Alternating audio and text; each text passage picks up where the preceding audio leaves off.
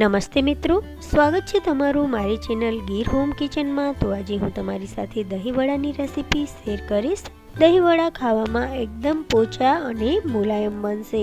તો ચાલો શરૂ કરીએ રેસીપી। તો અહીંયા મેં 2 વાટકા દાળના લીધા છે, એક અડદની દાળનો છે અને એક મગની દાળનો છે। તો બંને મેં સરખા લીધા છે, બંનેની ક્વોન્ટિટી સરખી છે। હવે આપણે તેને સરસના ધોઈ અને પલળવા માટે રાખી દેવાના છે। તો અહીંયા મેં બંને દાળને સરસ રીતે ધોઈ અને ઢાંકીને પલળવા માટે રાખી દીધી છે। તો 4 થી 5 કલાક આ દાળ પલળી ગઈ છે, હવે સરસ મજાની ફૂલી ગઈ છે। તો હવે આપણે તેને ક્રશ કરી લઈશું। તો મિક્સરની જારમાં મેં અહીંયા અડદની દાળ લીધી છે અને તેને પણ ક્રશ કરી લીધી છે। તેને હું એક વાસણમાં ટ્રાન્સફર કરી લઈશ।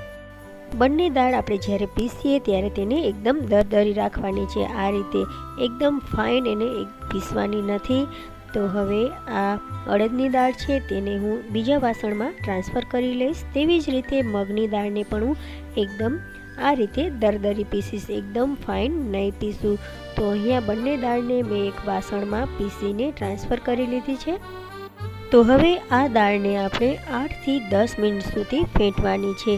તો આ રીતે કરવાથી દાળ છે તે એકદમ સરસ મજાની ફ્લફી થઈ જશે, સાઇઝ પણ તેની ડબલ થઈ જશે અને તેનો કલર પણ બદલાઈ જશે। તો આ રીતે આપણે 8 થી 10 મિનિટ સુધી તેને એકદમ એક જ દિશામાં ચલાવવાનું છે। દહીંવડા બનાવવામાં અડદ અને મગની દાળ છે તેનું પ્રમાણ સરખું રાખવાથી જે દહીંવડા બને છે તે એકદમ સરસ મજાના સોફ્ટ બને છે અને દહીંવડા પચવામાં પણ સરળતા રહે છે। જો અડદની દાળના જ દહીંવડા બનાવ્યા હોય તો તે પચવામાં થોડાક ભારે લાગે છે। તો અહીંયા થોડુંક જે ખીરું છે તે મને જાડું લાગે છે, તો મેં થોડુંક તેમાં પાણી એડ કર્યું છે। હવે આપણે તેને 8 થી 10 મિનિટ માટે આ રીતે એકદમ ચલાવવાનું છે એક જ ડાયરેક્શનમાં, તેથી તે ફ્લફી થઈ જાય અને દહીંવડા છે તે સરસ મજાના પોચા મુલાયમ બને। હવે આપણે દહીંવડામાં સ્વાદ પ્રમાણે મીઠું નાખી દઈશું, આદુ અને મરચાંની થોડીક પેસ્ટ નાખી દઈશું। તો અહીંયા હું બાળકો માટે બનાવું છું, તો આદુ અને મરચાંની પેસ્ટ છે તે મેં થોડીક ઓછી નાખી છે, તમે થોડીક વધારે નાખી શકો છો। તો એકદમ આપણે એને 10 મિનિટ સુધી આ રીતે એકદમ ચલાવવાનું છે જેથી તે ફ્લફી થઈ જાય। તો આ રીતે ચલાવતા ચલાવતા મેં પહેલાં પણ એને 5 થી 6 મિનિટ માટે એકદમ ચલાવ્યું હતું। હવે ચમચાની મદદથી અહીંયા પણ હું એને 4 થી 5 મિનિટ માટે ચલાવું છું મીઠું અને આદુની પેસ્ટ નાખ્યા પછી। તો 10 મિનિટ થઈ ગઈ છે મિત્રો, તમે જોઈ શકો છો કે એકદમ સરસ મજાનું જે ખીરું છે તે ફ્લફી થઈ ગયું છે, કલર પણ તેનો બદલાઈ ગયો છે। હવે આપણે એક વાટકામાં પાણી લઈશું અને તેમાં થોડુંક ખીરું નાખીશું। તો તમે જોઈ શકો છો કે આપણે જે ખીરું નાખ્યું છે તે ઉપર તરે છે। તો આપણું જે ખીરું છે તે સરસ મજાનું ફ્લફી અને દહીંવડા બનાવવા માટે પરફેક્ટ થઈ ગયું છે। તો તમે આ રીતે જ્યારે પણ ખીરું બનાવો ત્યારે જોઈ લેવાનું કે તે આ રીતે પાણીમાં તરે છે કે નહીં। તો અહીંયા તેલ છે તે મીડિયમ ગરમ કરવાનું છે, ગેસની ફ્લેમને આપણે લો ટુ મીડિયમ રાખવાની છે। આપણે જોઈ લઈશું કે તેલ બરાબર ગરમ થયું છે કે નહીં। તો અહીંયા થોડુંક આપણે ખીરું નાખીશું। તો તેલ અહીંયા બરાબર ગરમ થઈ ગયું છે મિત્રો। હવે તેલને આપણે મીડિયમ ગરમ રાખવાનું છે, એકદમ વધારે પડતું ગરમ નથી કરવાનું અને ગેસની ફ્લેમને લો ટુ મીડિયમ રાખવાની છે। તો આ રીતે પાણીવાળો હાથ કરી અને આપણે એક પછી એક દહીંવડા તેલમાં મૂકતા જઈશું। દહીંવડાને આપણે ધીમે ધીમે તળાવવા દેવાના છે, કારણ કે અંદર સુધી તે તળાઈ જાય અને અંદરથી કાચા ન રહે। તો આ રીતે જેટલા સમાઈ શકે તેટલા દહીંવડા આપણે તેલમાં નાખી દઈશું। તો હવે દહીંવડાનો કલર લાઇટ ગોલ્ડન થઈ ગયો છે, થોડાક વધારે ગોલ્ડન કલર ના થાય પછી આપણે દહીંવડાને તેલ નિતારી અને કાઢી લઈશું। તો એકદમ સરસ મજાના આ દહીંવડા પોચા અને મુલાયમ બનશે। હવે આપણે તેને કાઢી લઈશું। તો આવી રીતે એક પછી એક બધા બેચ આપણે તળીને તૈયાર કરી લઈશું મિત્રો।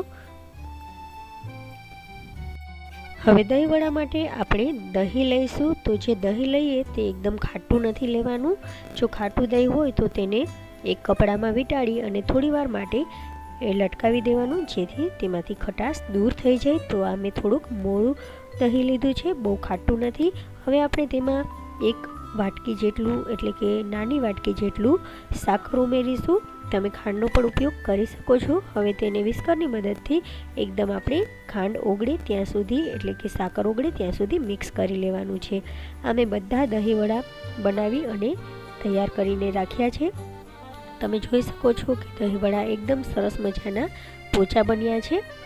હવે આપણે જેટલા દહીંવડા ખાવાના હોય તેટલા દહીંવડાને પાણીમાં નાખી દઈશું અને બીજા બધા દહીંવડાને આપણે કન્ટેનરમાં રાખી અને સ્ટોર કરી દઈશું, જેથી આપણે જ્યારે ખાવા હોય ત્યારે તેને ખાઈ શકીએ. હવે પાણીમાં અમે થોડુંક મીઠું નાખ્યું છે, અડધી ચમચી જેટલું, અને થોડીક હિંગ નાખી છે. મીઠું અને હિંગ નાખવાથી દહીંવડાનો સ્વાદ છે તે ખૂબ જ વધી જશે. તો તેને પાણી સાથે આપણે મિક્સ કરી દેવાનું છે. હવે આપણે તેમાં દહીંવડા નાખીશું. તો મારે ઘરમાં જેટલા દહીંવડા ખવાય છે એટલા દહીંવડા હું પાણીમાં નાખું છું ને દહીંવડા સરસ ડૂબી જાય એ માટે તેની ઉપર આપણે એક ડીશ રાખી દઈશું. તો અહીંયા દહીંવડા પાણીની અંદર ડૂબી જાય તે માટે મેં એક ડીશ રાખી છે અને તેની ઉપર હું થોડુંક વજન રાખી દઈશ જેથી દહીંવડા છે તે ડૂબેલા રહે. તો અહીંયા દહીંવડાને 15 મિનિટ માટે આપણે આ રીતે પલાળવાના છે.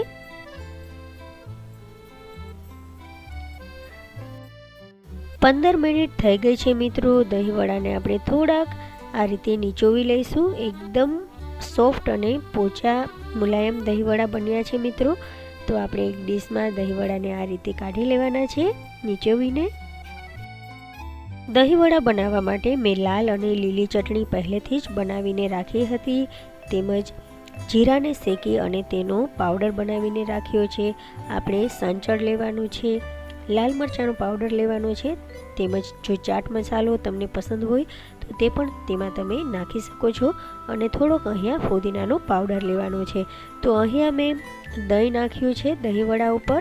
તમને જે પ્રમાણે દહીં પસંદ હોય તે પ્રમાણે દહીં નાખવું. તો મીઠું દહીં થોડુંક વધારે નાખવાથી દહીંવડા છે તે ખાવામાં ખૂબ જ સરસ લાગે છે.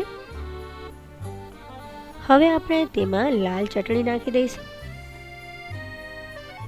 થોડીક લીલી ચટણી પણ આપણે ઉપર સ્પ્રેડ કરી દેવાની છે. લાલ લીલી ચટણી દહીંવડામાં ખાવાની ખૂબ જ મજા આવે છે ફ્રેન્ડ્સ. તેનાથી દહીંવડાનો સ્વાદ છે તે ખૂબ જ વધી જાય છે.